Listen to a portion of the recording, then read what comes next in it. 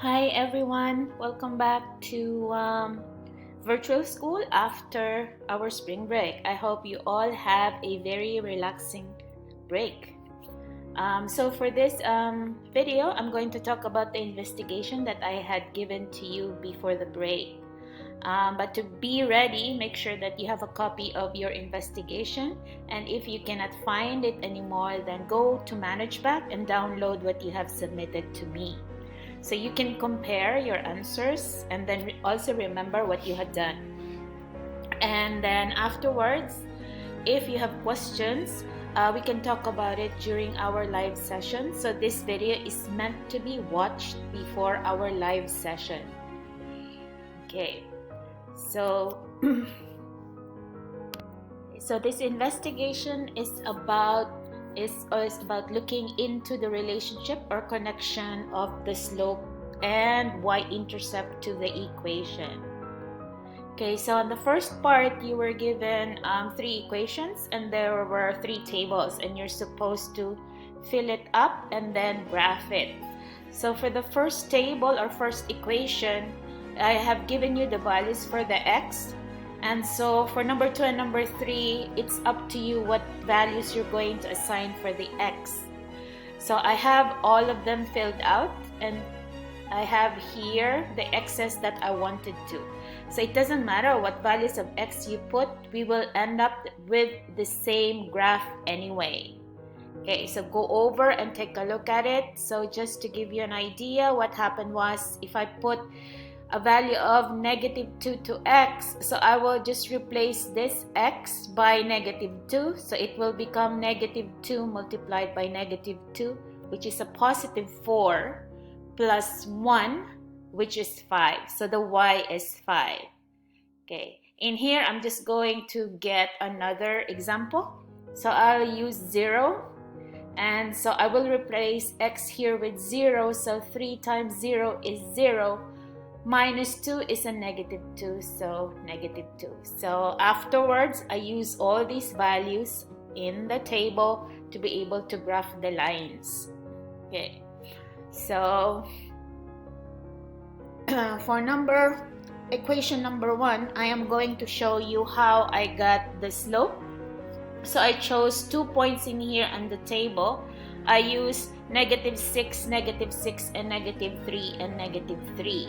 So using the slope formula of m is equal to y sub 2 minus y sub 1 divided by x sub 2 minus x sub 1. So I put here the y -6 minus -3 divided by -6 of point 1 minus -3 of the second point.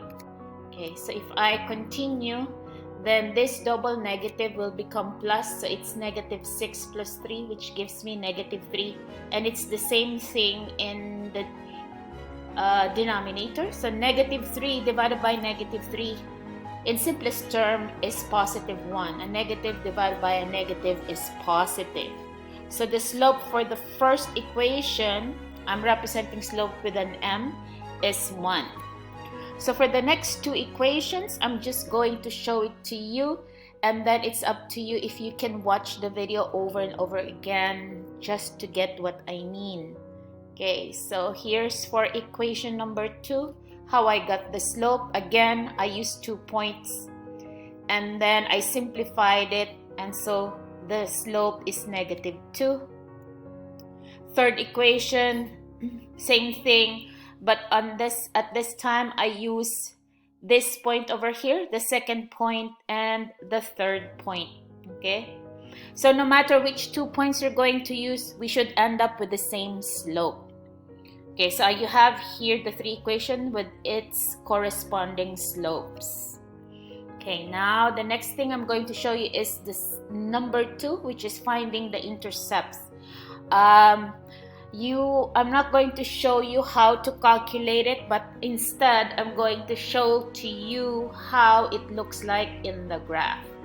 So here, the y-intercept in the equation y is equal x minus 1 is 1, 0 for the y-intercept, and then for sorry, for the yeah, y-intercept, and for the x-intercept is 1, 0, y-intercept is 0, negative 1. As for the other equation represented by the red line, y-intercept is 0, 2, and x-intercept is negative 4 and 0. Okay, so instead, what I'm going to do to get the slope is use the 2 points. Okay, so let's get started with the red line.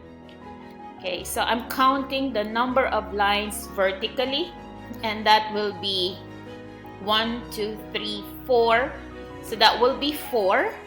And then the lines horizontally will have 1, 2, 3, 4, 5, 6, 7, 8.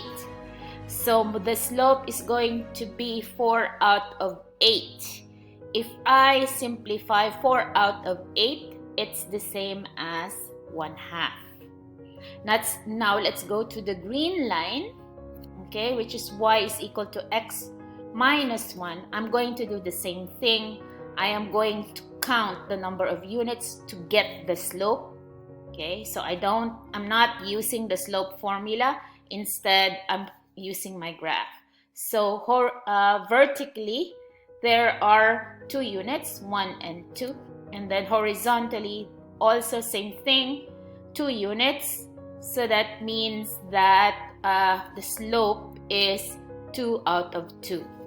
Simply put, 2 out of 2, or 2 divided by 2, is also 1.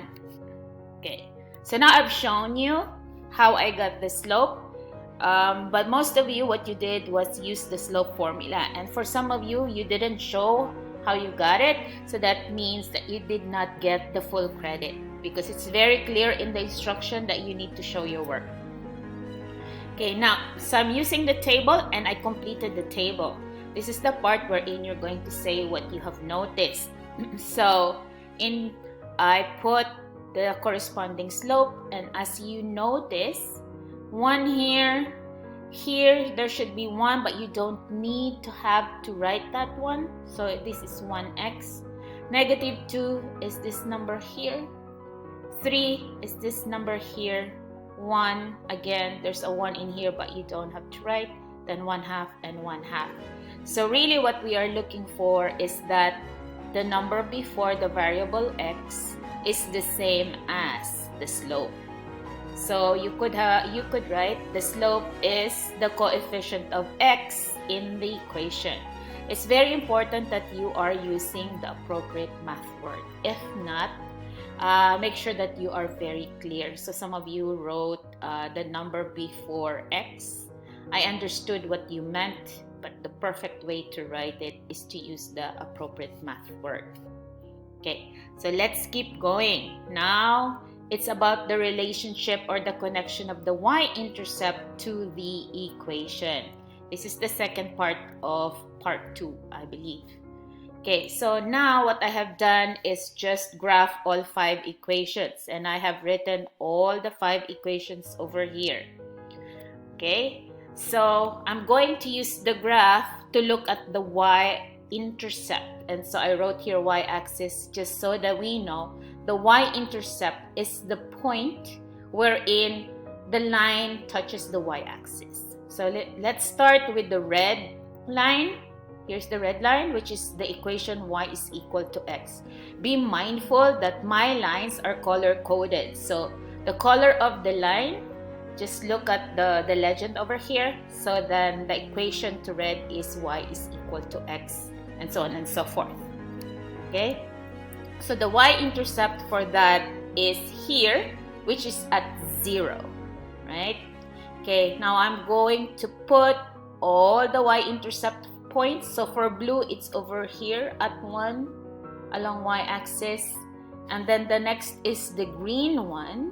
So down here, I'm going to put the point there. That's in negative 2, followed by the purple line, which is at negative 1. It touches the y-axis at negative 1. And then the last one is the black line, which is the 1/2 x plus 2. So in here. Okay. Now I'm going to identify each point. So starting from the red one is 0, 0. Then we move up to blue, which is 0, 1. Then we go to green, which is 0, -2. The purple one is 0, -1. And then the black line is 0, 2. Okay, again, look at the color. It's being color-coded.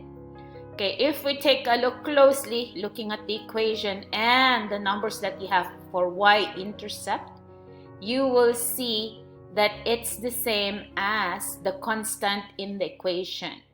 When I mean the constant in the equation is the number after the term with the variable. So after this term x, there's none, so it's 0. After -2x, you have +1, which is the same as this, +1. And then in here, after the term 3x, you have a -2. You have here -2. And then in here, x, after x, you have -1, that's -1. And then here, +2, you have a 2. So really what we are looking for is the y-intercept is the constant in the equation. Okay, so this is the summary of the entire investigation. And then in the final conclusion, I'm looking for you putting together to say that the slope is the coefficient of the variable x and the y-intercept is the constant in the equation. So this is the entire investigation. You can now check your grade and then be mindful as well that I will be giving you another investigation which will be your summative, which is kind of like similar to what you have done.